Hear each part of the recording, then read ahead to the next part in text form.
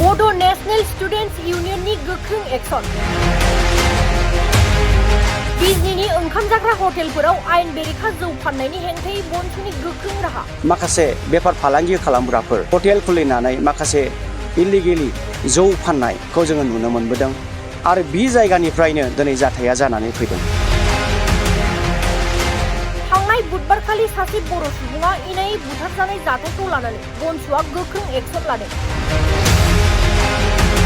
बुथारनाय जायगायावबो जों थांनानै नुबाय एक्सिडेन्टेलि केस होनना बुंदोंमोन, बे एक्सिडेन्टेलि केस नङा, एक्चुअलि बियो मार्डार केस। ब्रिटेन इस्लारिनि दैदेननाय मिरु बन्धुनि मोनसे हानजाया बुथारजानाय दुखुथिया न'खराव खौरां लानायनि अनगायैबो ओंखाम हटेलनि मुङाव आयेन बेरेखा जौ फाननायखौ बन्द खालामनो बिथोन होदों। गुबुन फारसेथिं बुथारग्रा दायनिगिरिखौ गोख्रों साजा होनांगौनि दाबि खालामनायनि अनगायैबो दुखुथिया न'खरनो अनसुंथाइ होनो सरकारनिसिम खावलायदों मिरु बन्धुनि आफादगिरि ब्रिटेन इस्लारिया। रुंसारि जानायनि न'खराव थालांनाय बिहि आरो बिसा सानै दङ, सासे बिसाला आरो सासे हिन्जावसा। जों बर' माहारियारि फरायसा आफादनि जानानै जों बेखौ जों खावलायनो सानदोंदि जाहाथे बिथांमोननि थांनानै थानायनि राहा लामाखौ सरकारा खालामनानै होयो, जों बेखौ जोङो खावलायदों। मख'नो गोनांदि बिजनी जिल्ला गेलेमु आफादनि नेहाथारि राजु बसुमतारीखौ बुथारनाय जाथायजों लोब्बा थानाय 3 दुथांखौ पुलिसा खाबाय।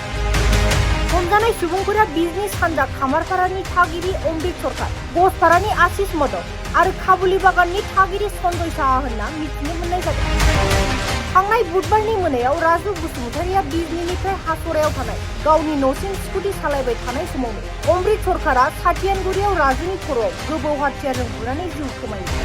जोबोद दुखुनांथाव। आरोबाव जोंनि सासे बर' फिसाया दिनै खास्रि बिस्रियै दिनै बुथारजाबावबाय। जों बर' माहारियारि फरायसा आफादनि जानानै जोबोद दुखु नांदों।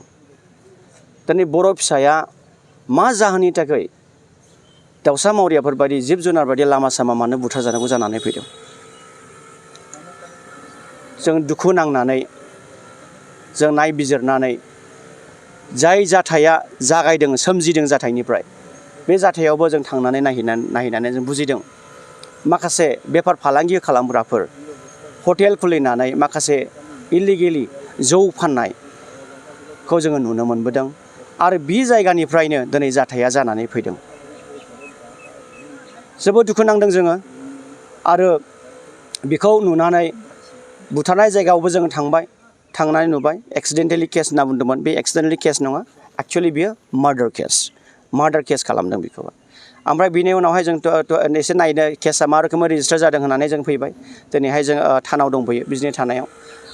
जोङो एसडिअ सारमोनजोंबो आरो असि सारजोंबो जों सावरायबाय। होनदोंदि बेखौहाय मार्डार केसावहाय फुरा रेजिस्टार खालामनाय जाबाय आरो बेखौहाय इसिबां गोरा सेक्सनाव बिथांमोना दिनै बहायबाय आरो बेखौहाय मथा मथि लाइफ सेन्टेन्स गनो मोनि केसखौ जाहाथे जाबसिनो होननानै जों बर' माहारियारि फरायसा आफादनिफ्रायबो बेखौहाय बुंदेरनाय जाबाय आरो जोङो फोथायो आयेना सबसे लास्ट जिनोखि आयेन दङ गनो मोनि लाइफ सेन्टेन्स जेलावनो जाहाथे बेखौहाय खालामनानै होयो। बर' माहारियारि फरायसा आफादनि जानानै जों बेखौ जों डिमान्ड खालामो आरो आयेनाव उनाव इन फिउचाराव जाहाथे बर' मानसिखौ खुनु बेफोरबायदि अना खाङा लामा खामा थानानै मोनायाव थानानै मोनसे एटाक खालामनानै जाहाथे मार्डार खालामा, जों बेखौ दिनैनिफ्राय जों हुसियार खालामो। जोंनि नैबे बड'लेण्ड ओनसोलाव जाहाथे जोंनि जाथिखौ जोंनि बर' हारिखौ जाहाथे रावबो बेफोरबायदि जमनानै आदब खायदा खालामनानै जाहाथे रावबो बुथारा। बर' माहारियारि फरायसा आफादा गसंगोन आरो अरायसम इन फिउचारावबो जों बर' माहारियारि फरायसा आफादा जाथि सिबिनायजों लोगोसे जों बेखौ जों हुमखि होगोन जाहाथे इन फिउचाराव रावबो जों बर'खौ आसि थुनानै लामायाव जमनानै माबा मोनसे आदब खायदा खालामनानै जेन बुथारा। रुंसारि जानायनि न'खराव थालांनाय बिहि आरो बिसा सानै दङ, सासे बिसाला आरो सासे हिन्जावसा। जों बर' माहारियारि फरायसा आफादनि जानानै जों बेखौ जों खावलायनो सानदोंदि जाहाथे बिथांमोननि थांनानै थानायनि राहा लामाखौ सरकारा खालामनानै होयो, जों बेखौ जोङो खावलायदों।